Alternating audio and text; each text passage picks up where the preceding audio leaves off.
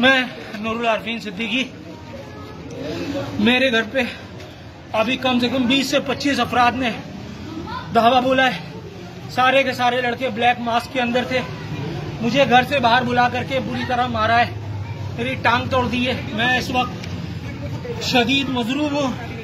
मेरा बीवी, मेरे बच्चे, मेरी बहन, मेरा बहनोई, सब मेरी पूरी गली वाले इस वक्त जमा है मलीर थाने में, खोखराबाद थाने में क्या की हुदूद में मैं रहता हूँ। नूरुल आरफीन सिद्दीकी यूट्यूबर है, एंकर।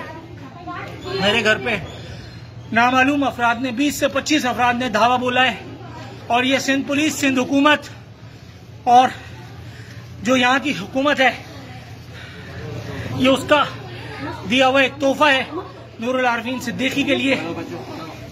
ये एस्टेब्लिशमेंट के लिए भी एक सबक है।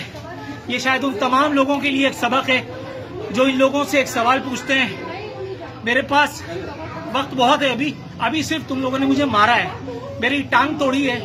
मैं अभी पट्टी करवाने के लिए अस्पताल जा रहा हूँ। मेरा खून मेरे पास है। इंशाअल्लाह ताला तुम लोगों को तुम्हारी जाए मखसूस तक मैं पहुंचाता हूँ। अभी मैं अस्पताल से विजिट करके आ जाऊँ। IG police,